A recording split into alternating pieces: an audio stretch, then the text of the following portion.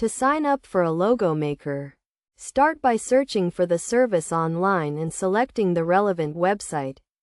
Click on the Get My Logo option, which will prompt you to create an account or log in if you already have one. If you don't have an account, you'll need to sign up by typing in your email address, retyping it for confirmation, choosing a password, and confirming the password. Alternatively, you can sign up using Facebook or Google for a faster process.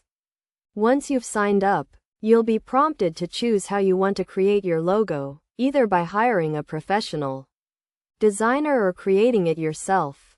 If you choose to create it yourself, you can use an AI chat for assistance or opt to create without it. You'll then be asked a series of questions about your business, which you can answer or skip. After completing this step, the logo maker will generate options for you, and your sign-up process will be complete.